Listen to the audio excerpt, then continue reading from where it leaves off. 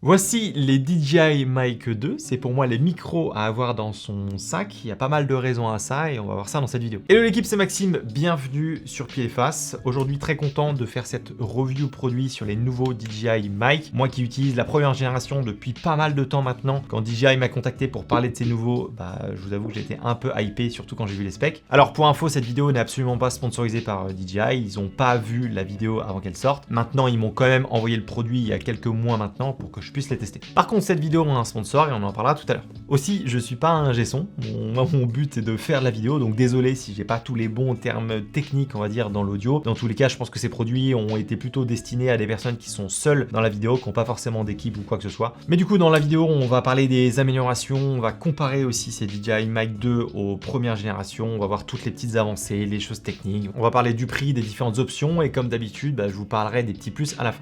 Ok, alors déjà, quand on reçoit les DJI Mic 2, on le reçoit dans cette petite protection. C'est une petite sacoche qui est assez pratique parce que dedans, du coup, on peut rentrer le module avec les DJI Mic à l'intérieur. On a aussi les bonnettes, les câbles de connexion, les câbles de rechargement, etc.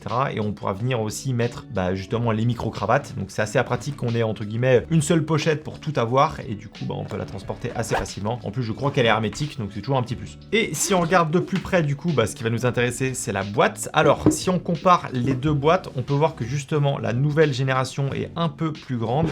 Elle est légèrement aussi plus large et du coup je pense qu'elle est un petit peu plus lourde, c'est assez léger mais elle est légèrement plus lourde, mais c'est le même fonctionnement. On a toujours les LED en bas qui nous indiquent le niveau de batterie de la case. De l'autre côté on peut recharger du coup la boîte en USB-C. On a un nouveau système maintenant qui permet d'empêcher que la boîte s'ouvre tout seul dans le sac, donc là il faut venir appuyer pour ouvrir. Je trouve ça pas mal parce que du coup dans l'autre on avait tendance à que ça s'ouvre un petit peu tout seul, donc là il faut prendre un petit peu le coup de main mais ça se fait quand même assez bien. Ensuite en fonction de ce que vous avez choisi, vous avez plusieurs choix dans la boîte. Moi j'ai un récepteur et deux émetteurs. On va parler justement en détail de chaque partie de ces nouveaux DJI Mic 2, mais nous ce qui nous intéresse en premier, je pense vous aussi, c'est la qualité sonore. Et du coup on va parler de ça maintenant. Ok, on va parler de ce qui fait vraiment la différence avec ces nouveaux DJI Mic 2, c'est la possibilité maintenant d'enregistrer en 32 bits flottante. Alors je sais que pour beaucoup ça va être du charabia, mais en gros le 32 bits flottante c'est comme le RAW en photo. Alors c'est pas exactement ça et on peut aller encore plus loin en termes de nombre de bits d'enregistrement, mais il y a une énorme différence entre le 32 bits en audio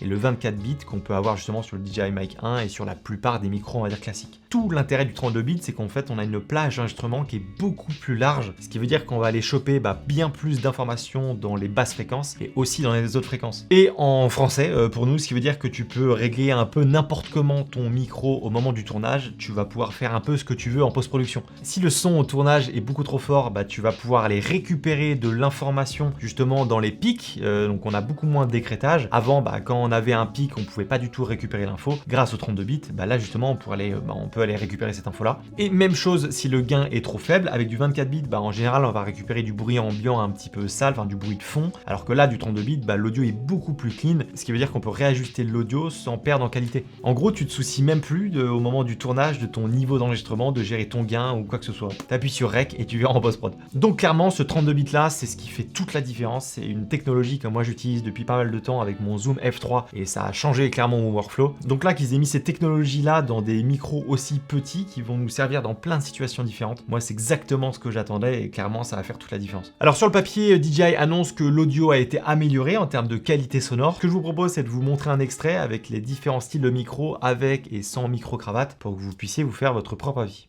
Ok, donc là on va faire un test de qualité audio. Alors j'ai pas mal de micros sur moi. Déjà j'ai le DJI Mic 2 sans micro-cravate ici. Juste à côté c'est le DJI Mic 2 qui est là branché en micro-cravate. Et la sortie du coup elle est là. De l'autre côté on a le DJI Mic 1 en micro-cravate qui est branché ici. Et là c'est le DJI Mic 1 sans micro-cravate. Il faut savoir que j'enregistre tous les micros en interne, les DJI Mic 2 sont 32 bits flottantes, et du coup pas les DJI Mic 1. Et en même temps, j'enregistre tout ce qui est lié à mon DJI Mic 2 sur mon Lumix S5 II et tout ce qui est lié au DJI Mic 1 sur mon Lumix S5 II. J'ai utilisé exactement les mêmes paramètres, le même gain pour tout, que ce soit les micros, que ce soit la caméra, pour qu'il n'y ait pas du tout de différence et que vous puissiez voir justement si vous entendez une différence ou pas. Donc pour tester cette qualité audio, c'est bien d'avoir du bon son, mais ce qui est hyper important aussi dans l'audio, c'est d'avoir du bon son en post-production. Donc laissez-moi vous parler en même temps qu'on fait ces tests-là du sponsor du jour qui est Artlist. Artlist, vous le savez, c'est une des plateformes qui est la plus commune à tous les vidéastes, simplement parce que c'est l'outil tout en un. Premier truc hyper hyper important, c'est qu'on a des musiques de bonne qualité et surtout on a un catalogue qui est hyper profond et plutôt bien fourni. Moi, c'est un truc qui m'avait plu chez eux dès le début, c'est que c'est rangé par catégorie, donc ça permet d'aller beaucoup plus vite en fonction du mood, du style de vidéo que tu fais ou quelques attributs en particulier, ça te permet d'aller beaucoup plus vite dans tes recherches. Également, Artlist, ils ont un catalogue hyper profond de sound design, donc ça va être tous les bruitages que tu vas rajouter et ça, j'avoue que c'est quasiment le truc obligatoire quand tu fais de la vidéo pour donner envie de continuer à regarder ta vidéo. Et depuis pas mal de temps maintenant, Artlist a augmenté son offre et est passé à quelque chose de beaucoup plus complet parce que maintenant, on a des vidéos libres de droit. Donc si jamais vous n'avez pas pu filmer un rush de drone ou quoi que ce soit, vous pouvez le rajouter dans votre montage, c'est compris dedans. Et on a également des templates de motion design sur différents logiciels de montage. Et ça, que moi j'avoue, ça nous a fait quand même gagner pas mal de temps, que ce soit pour mes projets pro et aussi pour mes projets sur YouTube. En fonction de vos besoins, vous avez plusieurs licences différentes. Moi, je vous recommande la Max parce qu'au moins, comme ça, vous avez tout dans une seule licence. Si jamais Artlist vous intéresse, je vous mets le lien en description. Et si vous passez par mon lien, vous aurez 2 mois supplémentaires gratuits avec l'abonnement annuel. Et en plus de ça, ça nous aide, nous, à continuer à faire des vidéos comme celle-ci. Donc, un grand merci à vous, tous ceux qui passent par mes liens d'affiliation. Et merci à Artlist d'être le sponsor de la chaîne depuis pas mal de temps. Donc, à vous de me dire ce que vous préférez en termes de qualité sonore. Perso, je trouve qu'il n'y a pas non plus une énorme différence. En tout cas, je préfère quand même la qualité sonore qu'on a avec les micro-cravates. Après, ça dépend de chacun. Donc voilà, à vous de me dire si vous voyez une différence ou pas dans l'audio et si jamais vous avez une préférence. Personnellement, je préfère toujours avoir un micro-cravate. Je trouve que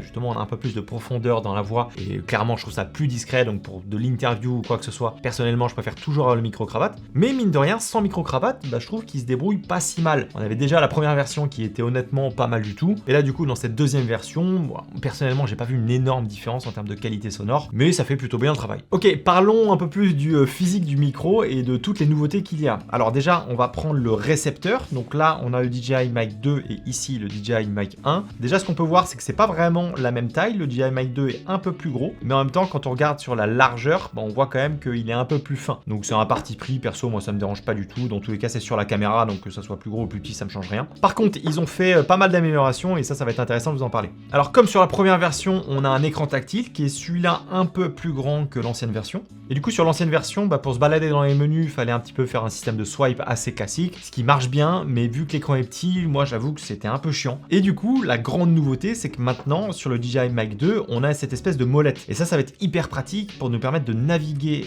dans le menu et aussi d'appuyer sur le bouton OK, parce que c'est pas un bouton REC, c'est un bouton OK ça. Et ça, forcément, ça permet d'aller un peu plus vite, ou du moins je trouve que c'est plus précis, parce que le nombre de fois où moi dans l'ancienne version, j'essaie de swiper, je vais pas au bon endroit, et quand tu vas aller vite, c'était un peu chiant. Là au moins, je n'utilise quasiment que la molette, si ce n'est pour avoir les swipes du début. À l'intérieur des menus, c'est assez simple et classique. On verra aussi les petits plus justement à la fin. On peut gérer le gain, modifier quel type d'enregistrement on veut faire, en mono, en stéréo ou en mono plus une piste save. On avait déjà ça avec les DJI Mic 1. On peut aussi lancer l'enregistrement directement sur le boîtier, ça peut être pratique. Et quelques petites fonctionnalités qu'on verra un peu plus tard dans les plus. Une des grosses différences qui perso m'a fait bien plaisir, c'est le système d'attache. Avant, on avait une espèce de pince qui venait se mettre du coup sur la hot shoe de la caméra, sauf qu'on pouvait que la mettre dans un seul sens. Et alors je sais pas si c'est moi qui me suis trompé ou quoi, mais c'était toujours à l'inverse de ce que j'avais besoin de le voir. Donc du coup, il fallait que je me retourne pour regarder les réglages. Là, ils ont mis une vraie hot shoe qu'on peut mettre dans n'importe quel sens. Et du coup, je trouve ça trop bien parce que du coup, en fonction, si on utilise une cage ou la hot shoe, on va pouvoir venir insérer notre DJI Mic 2 et du coup, on peut le mettre dans le sens qu'on veut quoi. Ensuite, si on parle des connectiques un peu, on a la prise casque classique, la prise ici pour venir la brancher à une caméra. De l'autre côté, on a les petits crochets pour venir la recharger dans la charge. Ça aussi, c'est pratique, c'est quand on veut venir connecter soit un iPhone, soit un Android directement en plug en fait sur le téléphone. Donc ça, au moins, c'est ici. On a un câble USB-C pour venir le recharger si on a besoin et le bouton d'alimentation qui est juste derrière. Petit plus aussi trop cool, quand justement on vient appuyer sur REC sur notre émetteur, et on voit qu'il y a un petit cadre rouge qui s'affiche directement sur le récepteur. Et ça, c'est pratique, au moins ça permet d'être sûr que tu es en train d'enregistrer. Et pareil, ici tu arrêtes l'enregistrement, il s'enlève. Ça, c'est des petits plus, mais mis bout à bout, ça fait vraiment la différence. Donc clairement, pour le récepteur, il y a quand même de très belles améliorations. Moi, il y avait des choses qui me plaisaient pas du tout avec ce boîtier-là que je vous ai évoqué. Donc bien content qu'ils aient pris le retour des gens en compte et qu'ils aient fait une version bien plus intéressante d'un point de vue utilisateur. Ok, on va parler de l'émetteur maintenant. Donc nouveau design, nouveau look pour cet émetteur deuxième génération. On peut voir qu'en termes de taille, c'est sensiblement la même chose et en termes de poids, pareil. Alors évidemment, comme la première génération, on peut enregistrer en interne. On a un petit bouton sur le côté là qui va lancer l'enregistrement. Hop, le petit bouton rouge ici, avec une LED du coup qui s'allume pour nous prévenir en fait qu'on est bien en train d'enregistrer. Et aussi, chose importante, le 32 bits, c'est uniquement quand on enregistre en interne sur le boîtier. Forcément que votre caméra, si elle peut pas enregistrer en 32 bits, vous n'allez pas pouvoir le faire. Par contre, ce qui est intéressant, c'est que du coup, on peut lancer l'enregistrement sur le boîtier et en même même temps sur la caméra. Donc comme ça, si jamais vous avez peur de perdre le signal à un moment donné, vous allez pouvoir avoir 2 enregistrements et celui-là du coup sera entre guillemets l'enregistrement de backup. Un backup à 32 bits. Voilà, il y a pire comme backup. Alors si on parle un petit peu du body de micro, il y a une petite différence. Notamment sur les micros en haut, là sur le DJI Mic 1, on voit que le micro est apparent, ce qui veut dire que si jamais il y a un frottement ou quoi que ce soit, on l'entend directement. Là où sur les Mic 2, le micro est un peu intégré. On a une espèce de protection avant justement de pouvoir toucher le micro. C'est bien, c'est pas bien, ça dépend des gens, mais je trouve que du coup ça limite le frottement et je trouve que personnellement on a moins de problèmes justement de frottement audio. Ce qui est assez pratique aussi, c'est que dès qu'on lance le rec, on a un petit virement au lancement et quand on l'arrête. Ça c'est assez pratique, comme ça au moins vous allez directement sentir si l'enregistrement s'arrête pour je sais quelle raison. Sur le côté, on a du coup une LED verte qui nous indique si l'émetteur est connecté au récepteur ou non. On a la possibilité du coup de resynchroniser tout ça. On a un bouton allumer éteindre juste ici. En dessous, les lames pour connecter avec la boîte pour recharger. De l'autre côté, un bouton rec en gros assez rouge et un USB-C pour soit venir recharger si jamais on a besoin, mais la case le fait déjà, ou alors pour venir décharger du coup la mémoire interne de l'émetteur. Il me semble qu'on a 8 Go, on en reparlera un petit peu de stockage et d'autonomie, mais on a 8 Go, donc pour venir la décharger, on vient la brancher à l'ordinateur. De l'autre côté, on a un système de pince qu'on avait du coup déjà sur la première génération, avec un système aussi d'aimant qui celui-ci est un peu plus gros, et du coup ça va permettre de bien venir le fixer à un vêtement sans que ça bouge. Ça c'est le petit défaut que j'avais avec l'ancienne version, parce que l'aimant était un peu plus petit, donc voilà, il pouvait se détacher un peu plus facilement. Là il est quasiment 2 fois plus gros, donc clairement ça va pas bouger. Bon après si on compare les deux, on voit quand même que le design a changé. Là on est sur un design un peu plus nouveau, transparent, donc on voit les composants à l'intérieur. Alors après c'est les goûts et les couleurs de chacun. Personnellement je suis moins fan de cette nouvelle version, simplement parce que du coup le logo DJI est en blanc et ressort beaucoup plus, ce qui fait que visuellement ça se voit plus. Je trouvais que la première version était un peu plus discrète. Alors dans tous les cas j'ai rarement moi le DJI Mic qui est apparent, j'ai toujours un micro cravate. Donc, voilà, après c'est les goûts et les couleurs. Je trouve quand même que ce nouveau DJI Mic 2 est assez sympa. Maintenant entre les deux je préfère la première version qui est un peu plus discrète. Ok, parlons d'autonomie de stockage. Les émetteurs sont annoncés pour 6 heures d'enregistrement. Avant on avait 5,5 heures sur les anciennes générations, donc c'est toujours ça en plus. On a 18 heures d'autonomie contre 15 qu'on avait avant quand on met justement tout ça un petit peu dans la boîte. Donc ça c'est pratique si on part sur un long tournage où on va pas pouvoir recharger entre temps. Dans chaque émetteur on a un stockage de 8 Go, ce qui est pas énorme, surtout en 32 bits. Eux ils annoncent il me semble 14 heures d'enregistrement, mais justement c'est quand c'est en 24 bits. Donc je pense qu'en 32 bits on doit être autour des 10 heures à peu près d'enregistrement, ce qui honnêtement est large, on va pas se mentir, mais il faut quand même penser à décharger et à supprimer du coup les fichiers avant de les réutiliser pour un autre tournage. Donc bon, en termes de batterie, rien à dire dessus, ça fait très bien le travail, ça tient bien, on peut le laisser toute la journée même si on n'enregistre pas. Perso moi j'ai eu aucun problème là-dessus, mais comme c'était le cas déjà avec les premières générations. Ok, donc comme d'habitude quand je fais des reviews de produits, j'aime beaucoup vous parler des petits plus que je trouve sur chaque produit, et là sur celui-là il y en a pas mal. Alors le premier on en a parlé tout à l'heure, mais on a la possibilité de connecter directement le récepteur à l'iPhone ou à un Android pour enregistrer directement dans le téléphone. Donc ça c'est top, mais on a aussi maintenant la fonctionnalité de connecter les émetteurs en Bluetooth, ce qui veut dire qu'on va même plus avoir besoin de ça. Et bon, alors ça dépend des téléphones, ça dépend aussi des marques, mais du coup maintenant on a la possibilité de le faire directement en Bluetooth, et ça aussi pour les autres produits DJI, notamment l'Osmo Pocket 3 et la DJI Action 4. Alors après dans la boîte on a directement intégré du coup les petites prises pour téléphone Android et iPhone, si jamais on veut aller plus vite et pas se prendre la tête avec le Bluetooth. Et ça mine de rien c'est assez pratique parce que du coup on a la possibilité de faire des lives maintenant directement sur TikTok en Bluetooth, donc ça se permet d'aller beaucoup plus vite et pas se prendre la tête avec un boîtier à connecter quoi. On peut modifier le gain pour passer de -12 à +12, ce qui reste assez classique, mais c'est pratique de le faire directement sur le récepteur. Et la grosse nouveauté aussi de ces DJI Mic 2, c'est qu'ils ont mis de l'intelligence entre guillemets dans le noise cancelling, c'est-à-dire qu'il y a un mode qui va nous permettre, même dans un environnement bruyant, de enlever un petit peu le bruit de fond pour essayer de garder un maximum d'informations dans la voix, d'avoir une voix un peu plus claire. Ok, là je fais un test en marchant dans un endroit assez bruyant, il y a pas mal de voitures qui passent juste à côté de moi. Et là le filtre anti-bruit a été activé, donc à voir si vous m'entendez un peu mieux ou pas qu'avant. Et maintenant le filtre anti-bruit il a été désactivé. Donc à voir, là j'ai la petite bonnette avec le DJI Mic 2 dans les mains avec le filtre anti-bruit d'activer. Donc ça c'est les fonctionnalités qu'on a dans plus en plus de micros, on va dire, de nouvelle génération. Voilà, c'est si vraiment vous êtes dans un cas d'extrême urgence où il faut enregistrer, il y a du monde autour, dans tous les cas je recommande pas parce que ça va s'entendre forcément. Maintenant c'est cool qu'il l'ait intégré directement dans l'émetteur, comme ça au moins on sait que vous allez pouvoir au moins avoir un audio qui est utilisable. Petit plus aussi, mais dans le récepteur on a le choix maintenant de dire quelle caméra on utilise. Et du coup lui lui va faire ses pré-réglages en fonction de cette caméra-là. Donc ça, si jamais on n'a pas envie de se prendre la tête ou qu'on veut aller vite, bah, ça peut être pratique. Alors ils n'ont pas toutes les caméras non plus, mais ils ont quand même un panel avec les marques et les caméras les plus utilisées. Ok, parlons de prix maintenant. Alors la boîte plus les deux émetteurs et le récepteur sont vendus à 349 €. On a aussi une option où on prend seulement un seul émetteur avec un seul récepteur qui là je crois est à 219 €. On a la possibilité d'acheter aussi les émetteurs séparément et là aussi petite nouveauté, s'ils en ont sorti un nouveau